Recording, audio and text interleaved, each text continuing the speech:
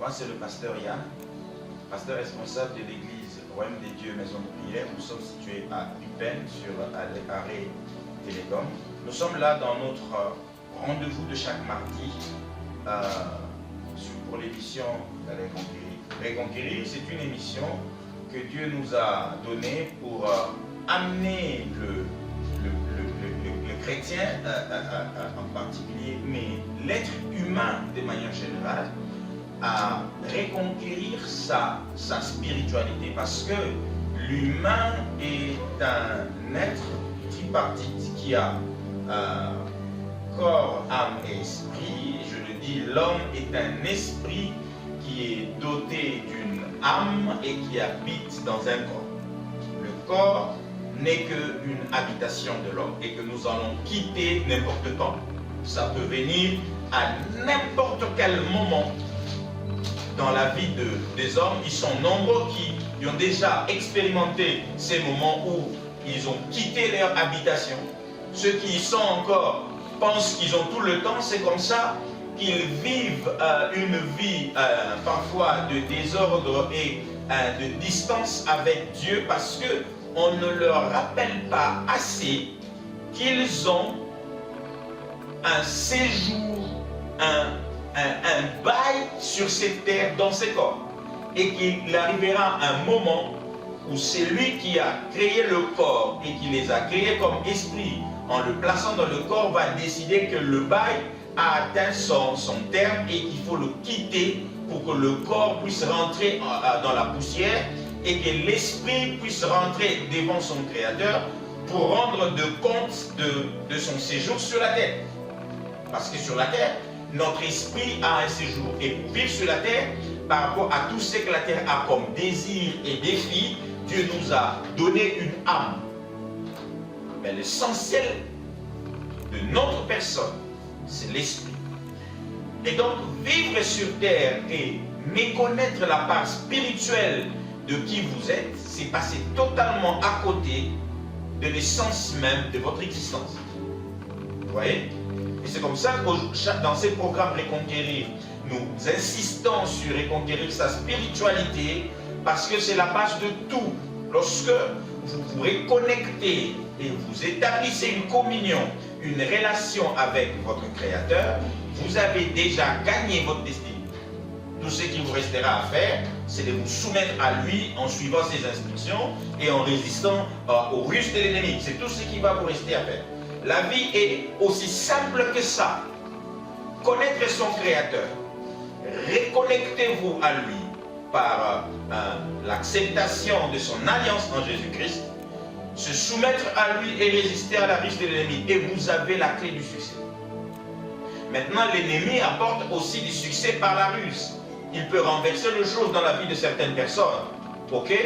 Pour vous empêcher de suivre la procédure normale, il vous propose une élévation, il vous propose du pain. Pour que vous ne vous intéressiez pas à votre spiritualité, à votre véritable spiritualité, votre relation avec Dieu. Nous le disons, c'est votre relation avec Dieu. Parce qu'au commencement de tout, c'est Dieu. Puisque l'ennemi est spirituel et qu'il vient par la ruse, il est très important pour un chrétien en particulier, mais de manière générale, pour tous les humains, de savoir identifier quelle entité est en contact, ou avec quelle entité entrer en contact spirituellement. Nous croyons en Dieu par l'œuvre de la croix en Jésus-Christ. Nous avons aussi intérêt de mieux connaître, parce qu'il ne suffit pas. Il ne suffit pas d'avoir entendu parler de Jésus, mais il est aussi important de le connaître personnellement. Nous l'avons dit dans l'histoire de Job, lorsque nous avons abordé le chapitre de Job. Aujourd'hui, nous sommes dans un autre chapitre sur l'Apocalypse, et vous verrez la cohérence qu'il y a dans les Écritures. Le Seigneur nous veut dans une relation personnelle avec lui, pas dans une relation interposée, une relation par procuration. Une relation où on a juste entendu parler de Dieu, juste entendu parler de Jésus, et on se base sur ça pour continuer d'avancer. Non. Mais ce que le Seigneur veut, c'est que vous ayez une relation directe avec lui. C'est comme ça. Nous allons dans la Bible. Et quel est le livre le mieux adapté pour nous donner la révélation sur Jésus-Christ si ce n'est le livre d'Apocalypse? Dans son premier chapitre, au premier verset, ce livre dit ceci. Révélation de Jésus-Christ. Oh, c'est merveilleux. Si vous voulez connaître qui est Jésus-Christ, il faut lire le livre d'Apocalypse. Et nous allons tout à l'heure détailler en combien de chapitres, nous l'avons dit en 4 émissions.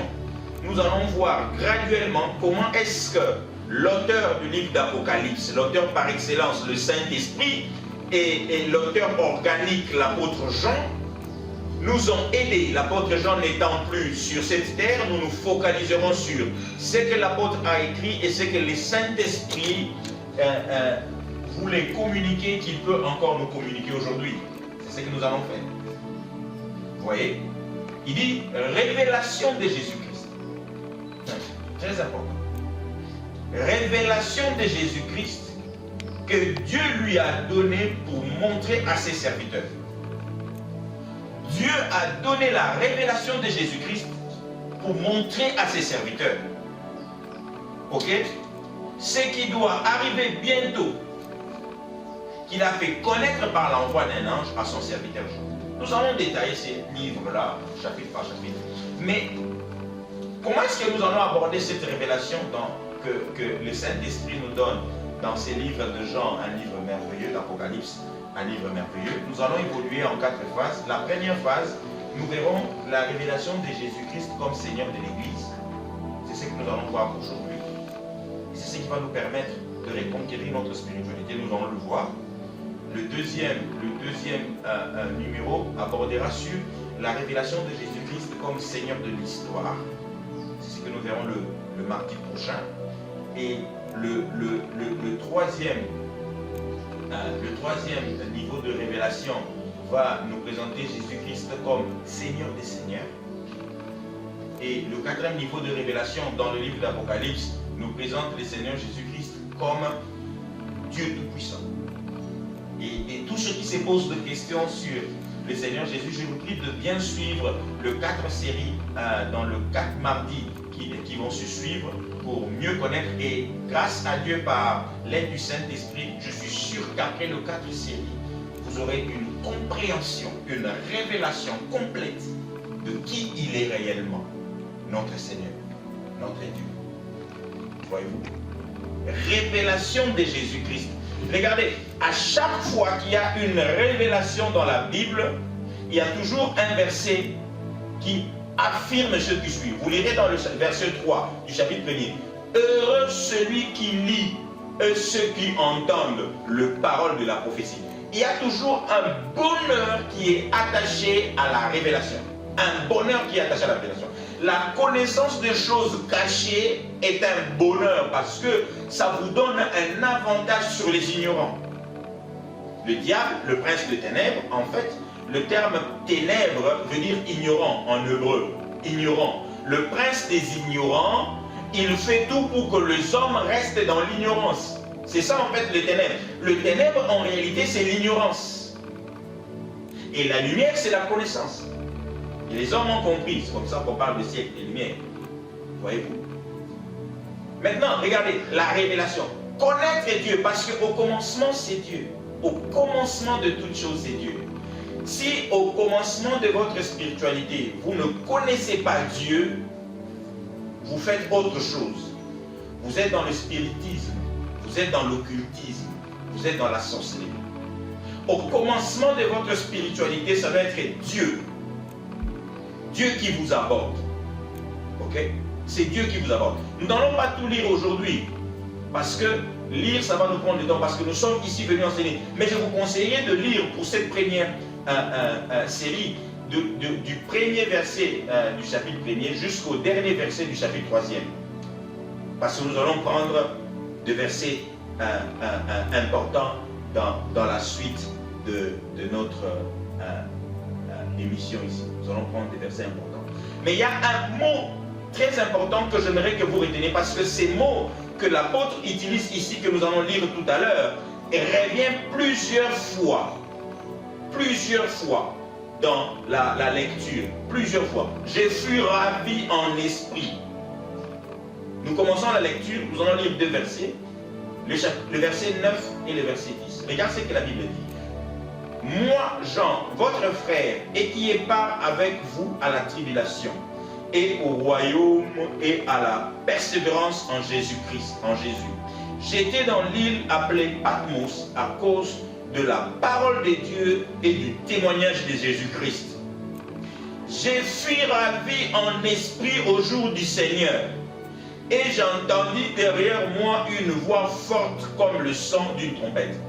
Première chose, ce n'est pas Jean qui crée cette expérience spirituelle. Regardez, ceux-là qui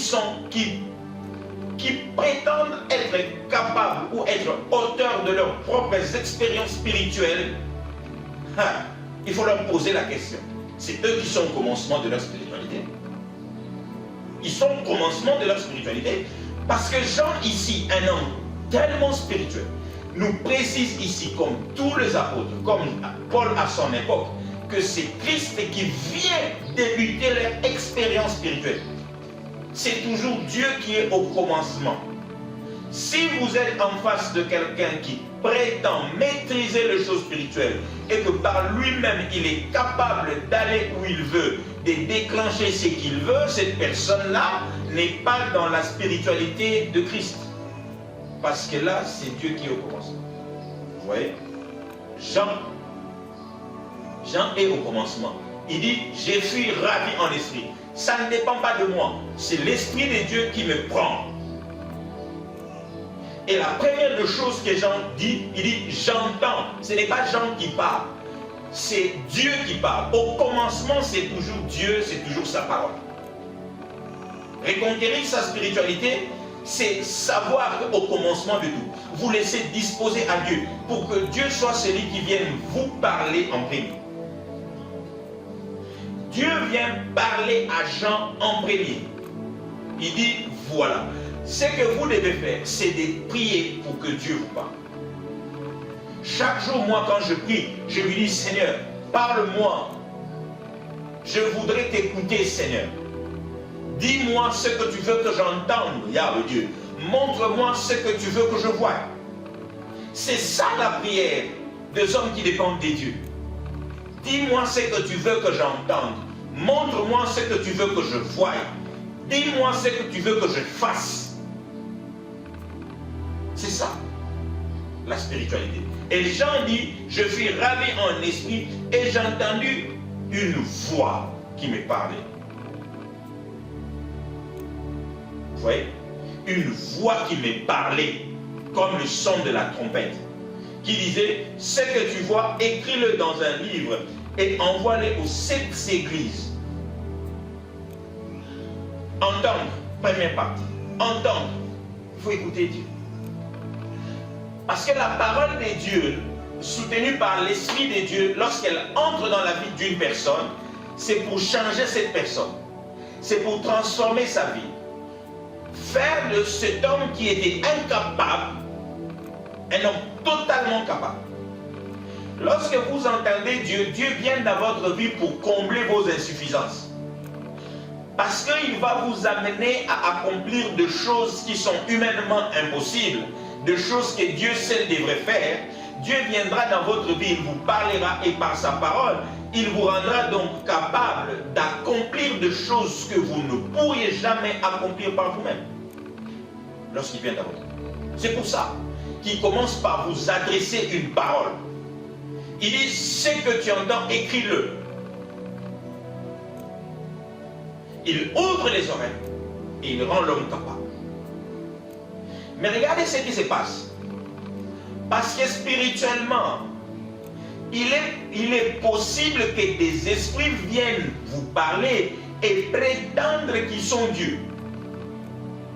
Je l'ai déjà dit une fois, je connais des personnes qui sont venues s'adresser à moi et leur dire que Dieu leur a dit. Et par le discernement des esprits, j'ai su que ce n'était pas Dieu. quand une entité spirituelle vient s'adresser à vous, il ne faut pas vous contenter de ce qu'il prétend être. Il faut éprouver cet esprit par le discernement des esprits. Si Dieu a donné à l'Église, aux croyants, le discernement des esprits, c'est parce que Dieu sait qu'il y a des esprits rusés, des esprits manipulateurs, qui viennent et prétendent être des dieux. Souvenez-vous de l'esprit de Python qui habitait la femme à l'époque des apôtres Paul, et dont l'apôtre a réprimé parce qu'il a identifié. Cette femme est restée avec les apôtres pendant longtemps. Il tenait des discours cohérents avec l'évangile. Mais malheureusement, ce n'était pas l'esprit de Dieu, malgré son discours cohérent. Il y a beaucoup d'hommes qui ont un discours cohérent. Un homme de Dieu est venu un jour s'est présenté à moi pour dire, mais cet homme-là est venu me voir, il a affirmé que j'étais un homme de Dieu. Je lui dis, oui, l'esprit de Python aussi affirmait que Paul était un homme de Dieu. Ce n'est pas pour autant que cet esprit, cette femme, était servante de Dieu. Parce que le diable est tellement rusé qu'il peut, juste pour vous infiltrer, commencer à vous dire ce que vous êtes réellement. Et il faut faire très attention dans la spiritualité. Il ne suffit pas que l'on vous dise qui vous êtes pour que vous donniez crédit à l'esprit qui vous parle. Il y a des gens qui sont très forts dans la manipulation. Ils peuvent vous donner le nom de vos grands-parents. Ils vous donnent le nom de vos pères, de vos enfants, de là où vous travaillez, de d'où vous venez, de ce que vous avez fait hier. Ils sont forts dans ça. Mais cela ne fait pas d'eux des hommes de Dieu. Cela ne fait pas d'eux des serviteurs de Dieu. Cela ne leur donne pas le mandat ou la crédibilité de parler au nom de Dieu. Jean ici, il entend, mais regardez ce qui va se passer. La Bible dit au verset 12, je me retournai pour connaître. Ah, Jean dit, je me retournai pour connaître quelle était la voix qui me parlait. Il ne suffit pas d'entendre. Il faut se retourner pour connaître la connaissance. Ce n'est pas le discernement qu'on connaît quelle est cette voix qui parle. Jean a entendu la voix de Dieu qui avait vraiment, parce que Dieu, quand il parle, tous ceux qui l'ont entendu, sa voix ressemble à de grands eaux, sont de grands eaux, de grandes eaux. Mais Jean ne se limite pas à ça. Il dit oui, ça ressemble. Oui, vous êtes devant quelqu'un qui prétend être des dieux. Ça peut ressembler à ça. Mais il ne faut pas se limiter à ça. Malheureusement, beaucoup d'enfants de Dieu sont aujourd'hui en train de consulter les féticheurs. Ils font de la consultation des esprits des morts. Pourquoi? Parce qu'ils se sont limités à ce qu'ils ont entendu. Ils ne se sont pas retournés pour connaître qui parle. Ils ne se sont pas retournés. Ils sont venus juste parce que celui-là, il parle. Ils n'ont pas checké pour savoir si celui qui nous parle est des dieux réellement. Ils n'ont pas checké. Mais nous, moi je le dis tout le temps, je le dis à mon épouse, je le dis à mes collaborateurs, je le dis à mon pasteur. Je dis, moi si j'ai suivi Jésus, c'est parce que je me suis retourné. Je l'ai regardé pour connaître s'il était plus fort que toutes les forces des ténèbres réunies. Et il m'a garanti qu'il pouvait les vaincre, il les a déjà vaincus. Toutes les forces des ténèbres réunies. Parce que je connaissais la sorcellerie de ma famille. Je me disais, pour que je prenne les risques de m'attacher à toi, il faut que tu me garantisses que tu es plus fort que cette sorcellerie de ma famille. Il m'a garanti que je les ai déjà vaincus il y a longtemps, cette sorcellerie-là. Et il me l'a démontré. Et j'ai vu sa victoire sur la sorcellerie. J'ai vu. Et je me suis attaché à lui. Parce qu'il m'a montré qu'il était réellement le Tout-Puissant. Et nous allons le voir, le Tout-Puissant vers la fin, le Dieu Tout-Puissant. Nous allons le voir dans notre dernier chapitre. Bien aimé, Jean dit, je me retournais pour connaître quelle était la voix qui me parlait. Et après m'être retourné, j'ai vu 7 chandeliers d'or. Et au milieu de cette chandeliers, quelqu'un qui ressemblait à un fiston, vêtu, et il commence à donner le caractéristique. Dans la vie spirituelle, si vous voulez reconquérir votre spiritualité, il faut regarder au caractère. Au caractère. C'est le caractère. Ce n'est pas ce qui sort seulement de la bouche. C'est le caractère qu'il faut observer, bien aimé dans le Seigneur. Nombreux sont aujourd'hui pris en charge par des hommes qui se disent des dieux, mais dont le caractère dit tout autre chose. Ils n'ont Dieu que dans la bouche, mais dans leur caractère, ils n'ont pas Dieu. Nombreux se disent chrétiens. Vous êtes là, vous vous dites chrétien, mais vous n'êtes que de votre bouche. Mais dans votre caractère, il n'y a rien de chrétien. La spiritualité qui n'impacte pas le caractère n'en est pas une. Il n'y a aucune spiritualité qui n'influence pas le comportement de l'homme. Il n'y en a pas. Ceux qui sont dans l'occultisme, vous regardez leur caractère, vous verrez clairement dans leur caractère, même sans qu'ils les disent qu'ils sont dans l'occultisme, dans leur caractère, vous verrez, vous comprendrez qu'ils le sont. C'est comme ça que le Seigneur Jésus lui-même, il dit, parce qu'il connaît de quoi il s'agit, il dit, vous le reconnaîtrez par leurs fruits, par leur caractère. Pas par ce qui sort de leur bouche, non. C'est par leur caractère que vous le reconnaîtrez. Leur caractère. Ok?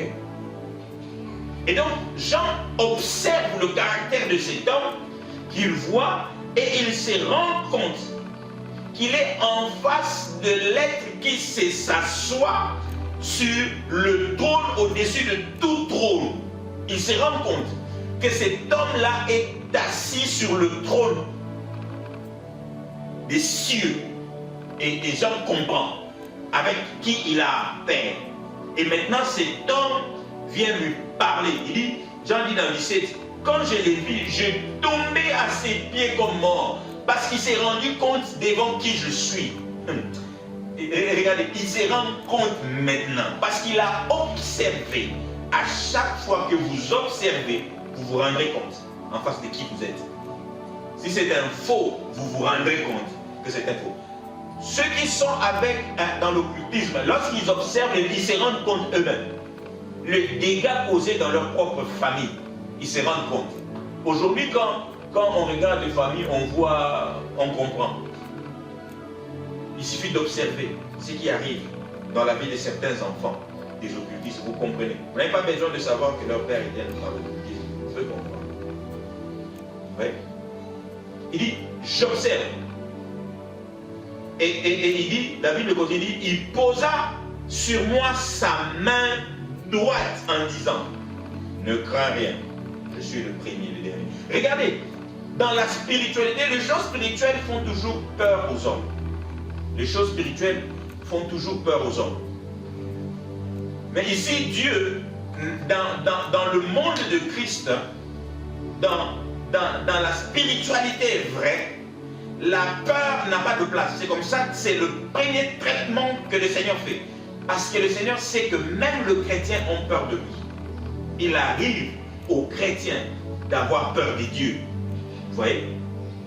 Et il dit, ne crains rien. Je suis le premier et le dernier. Il dit, c'est moi le commencement de toutes choses et la fin. Tel qu'il est au commencement, à la fin, il n'y aura que lui. Il n'y aura pas quelqu'un d'autre. Il était seul au commencement. Et à la fin, nous serons seuls en face de lui. Lui seul, le grand vainqueur. Lui seul, en face de lui. Il n'y aura personne d'autre. Voyez-vous? Personne d'autre. Il dit, c'est moi. Il dit, les vivants, j'étais mort pour préciser à Jean. Pourquoi il précise ces choses? Parce que parfois, les hommes ont méconnaissance de Jésus. Jean était avec le Christ, il dormait, il mettait sa tête sur son épaule, mais il ne réalisait pas qui il était. C'est comme ça que le Seigneur va montrer à cet homme qui avait l'habitude de considérer Christ comme son vieux. Il mettait sa tête sur son épaule. Maintenant, Jean se rend compte de qui était à côté de moi quand il était sur terre. C'est qui cet homme-là? Oh, quelle révélation pour Jean, quel choc. Bien aimé, le jour où vous vous rendrez compte de qui est Jésus, nombreux ne prononceront plus ces noms en vain comme ça. Nombreux ne prononceront plus son nom en vain. Le jour où les gens vont se rendre compte qui est Jésus.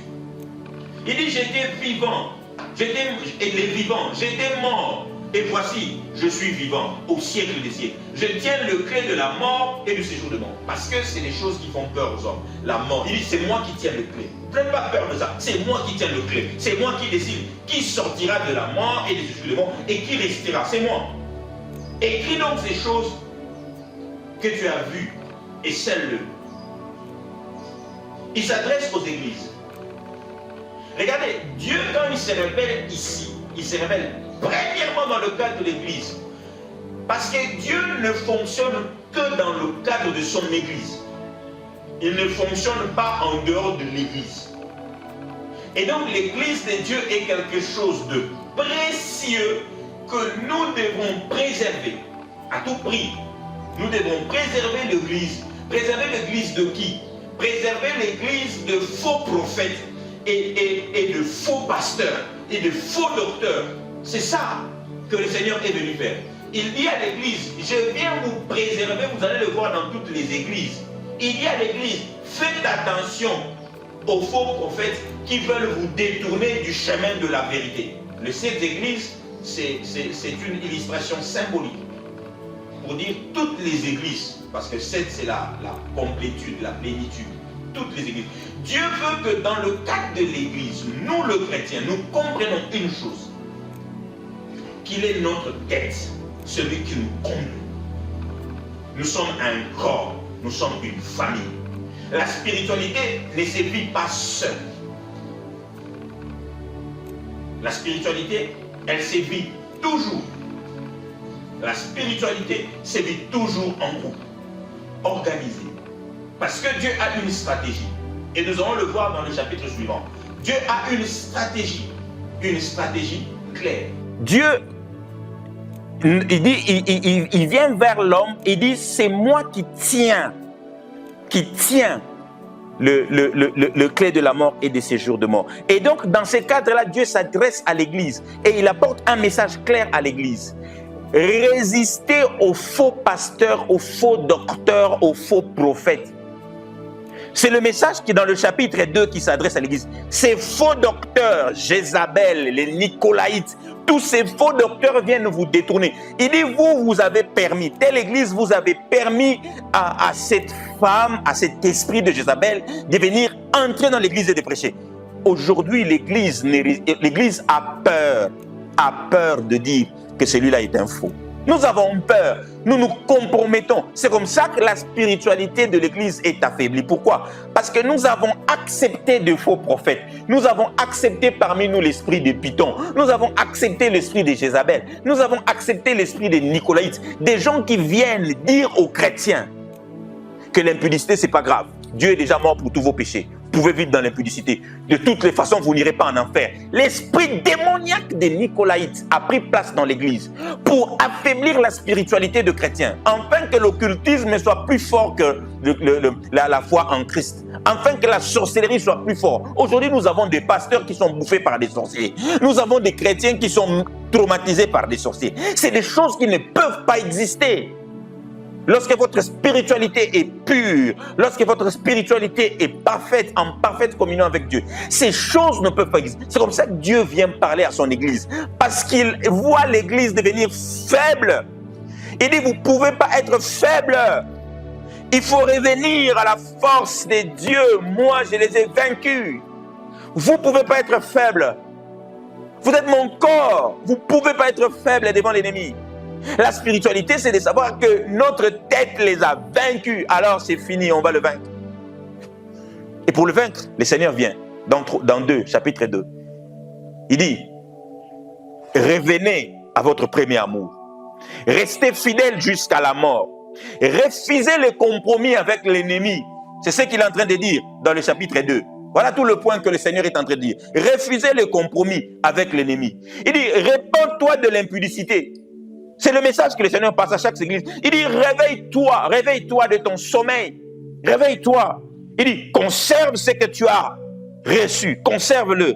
Il dit, ouvre la porte et laisse le Christ réanimer ta passion pour Dieu.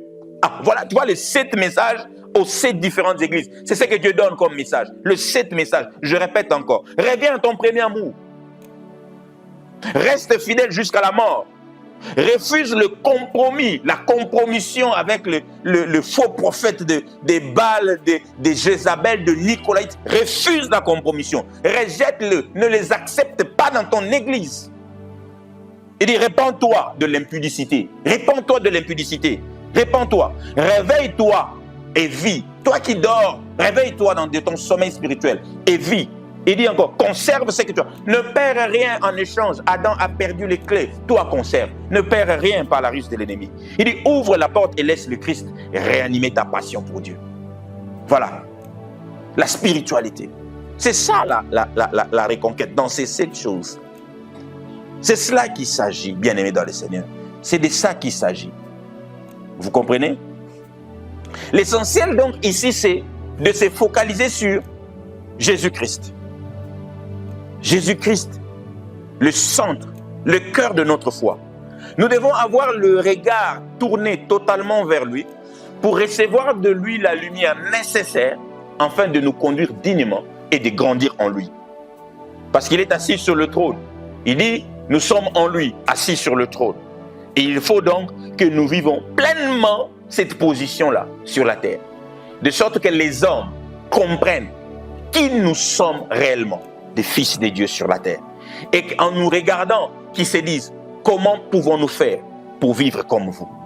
Cette vie que vous vivez, dominant sur la mort, dominant sur les éléments naturels, dominant sur l'ennemi et sa ruse, dominant sur les forces des ténèbres et leurs effets sur la terre. Comment pouvons-nous faire? La spiritualité, connaître Jésus-Christ. Bien-aimés dans le Seigneur, nous sommes arrivés à la fin de notre premier module. Mais j'aimerais insister, le livre d'Apocalypse est centré sur Jésus. Alors, lorsque vous lisez ces livres, ne vous perdez pas dans des images qui sont souvent symboliques, énigmatiques.